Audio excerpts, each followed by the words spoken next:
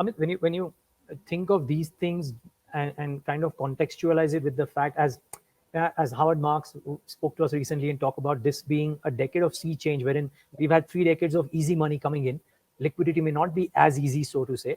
Does that have any bearing on the quantum of capacity expansion that businesses like yours might normally do versus they might do now? So, so the easy money affects growth, but we are also growing because we're taking share away from other people. Please remember that as a company, we're about 1.4, 1.5 billion. Okay. There are companies in the automotive supply chain which are 50, 60 billion. Okay. And the overall addressable market size between all the things we do is unlimited. So for us to grow, there are three levers. One is India growth, which will continue to grow. The new products and technologies we've gotten into, which will provide growth, and taking away market share or taking away, let's say value capture from other players or even from OEMs wanting to outsource.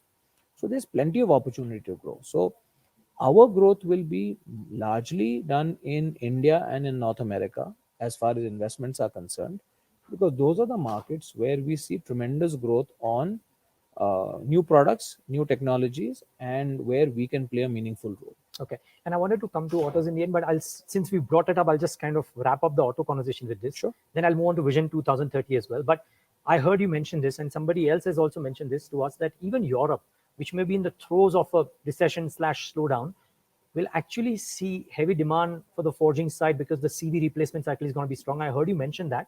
You're saying Europe will also actually not just sail through, but actually deliver growth in 2023. See, Europe is always, in Europe, when you see very significant growth, so it's very dry, is not, you don't see the 25-30% annual growth between a lean year and a strong year in Europe. You see a 15% growth, whereas in the US the swings are much greater. But it's looking apparent that a lot of growth is going to happen in Europe because also of the change in transportation of some critical goods which used to come either by sea or by pipeline are now coming through other means. So, and also different routes from where raw materials and supplies are coming into Europe. So that needs a lot more trucking because rail capacity cannot be built immediately. Roads are available.